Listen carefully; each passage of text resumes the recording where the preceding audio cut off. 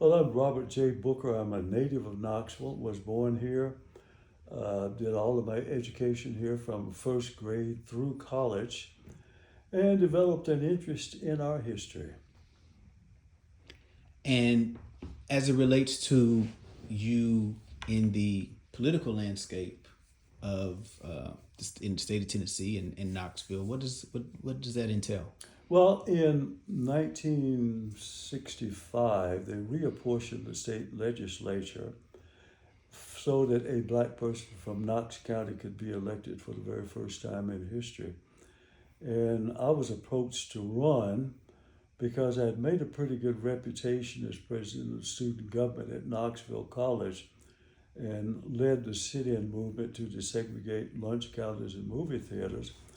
So although I had no interest in the legislature, people prevailed upon me to get in the race. As I said, I had no interest, knew nothing about it, went out and talked to all the ward chairs. They all knew me and they said, yes, if you run, we'll support you. So I ran for the legislature in 66 and won. I won again in 1968 and I won again in 1970. What are your most proudest moments and accomplishments during that time period? None that I'm really proud of because we were very much in the minority in the state legislature at the time. But I can say that I offered the bill to allow 18-year-olds the right to vote, and 18-year-olds the right to buy alcohol. Of course, that's been reversed since then. I guess there were a couple of other things I was interested in that we were able to pass, but it's been so long ago now, I don't even remember what they were.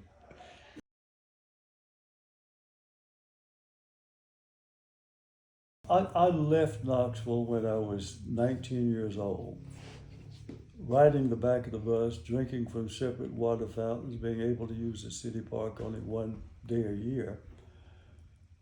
Spent 17 months in France, 13 months in England, and for the first time in my life, I was free. When I came back to Knoxville in May 1957 to enroll at Knoxville College, back to square one. Same old segregated facilities. I became president of student government at Knoxville College and took note of what the students were doing at AMT College in Greensboro, North Carolina, and said, we got to do that too. So I organized a student body and we began sitting in at lunch counters, we began picketing movie theaters, and we were able to eventually desegregate those things. And it meant a lot to be free, at least in that regard, to be able to sit at the lunch counter and drink a Coke or eat a hamburger or go see a movie rather than sitting in the balcony of the Bijou where we were relegated for a long period of time. So the sit-in effort brought about a whole bunch of changes. For example, prior to that time, if a black person became ill, he could go to only one hospital in town and be in the Negro wing. And then all of the hospitals suddenly opened that accepted all patients, no matter what. So we were very successful with our simple sit-in movement to desegregate the whole city of Knoxville.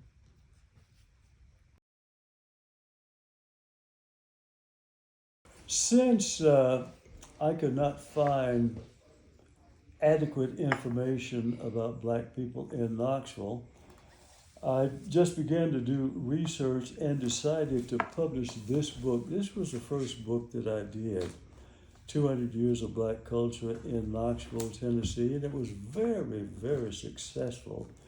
In fact, the book sold out, and I'm happy to say even those library copies were stolen. They were not returned. People rather pay for them than do that.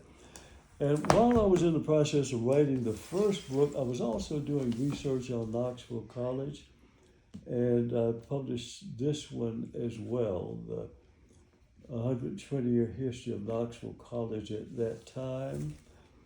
And then after I left the Beck Center, I still had some things in mind, and I published The Heat of a Red Summer, which has to do with the race riot in Knoxville in 1919. And I had a lot of thinking to do, and I decided I would do a more in-depth, do more in-depth information on this one. So I published an encyclopedia of the experiences of black people in Knoxville, Tennessee from 1874 to 1974. And I kind of expanded on the information that's in this book. So I've published 5 books, and I've tried to capture what was going on in Knoxville at a particular time in history, and I've tried to flesh out some of the characters who were involved in some of these activities. Our first 2 black city councilmen, for example, in 1869, and some of the other people who were movers and shakers in our history. So can you tell us your involvement here at the Beck? Well, I came to work here at the Beck Center in 1978. I knew nothing about black history, certainly knew nothing about the black history of Knoxville. But I said, if I'm going to be director of the Beck Center and I need to make Beck Center what it ought to be, then I'm going to have to learn what black history is about.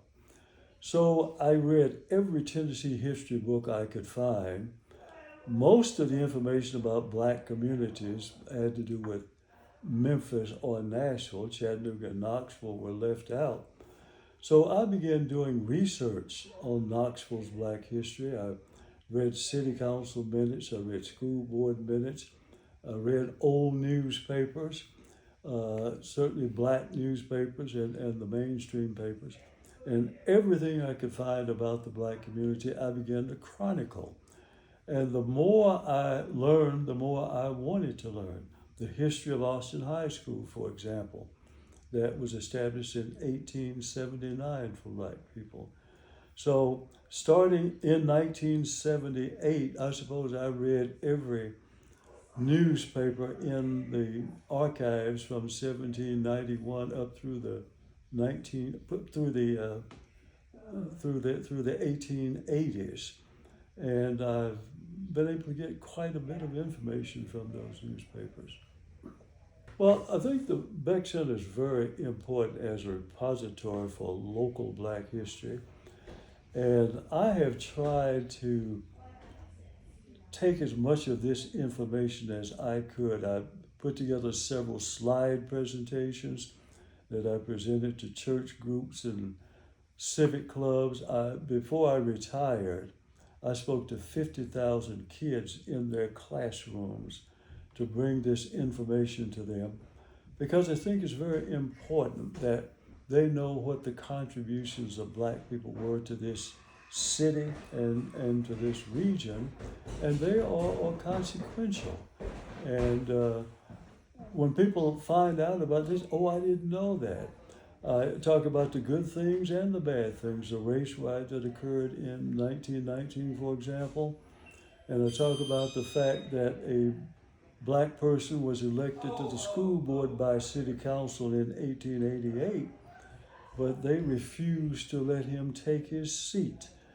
That kind of thing. So we have the good with the bad as far as our history goes. I just believe that everybody's history should be known, and certainly in Knoxville, Tennessee, and in the surrounding areas, we've had outstanding black people in the clergy, in medicine, in politics, and in any other area you can imagine. And what we try to do is herald these people to let folks know what their achievements were and how meaningful they were to the community.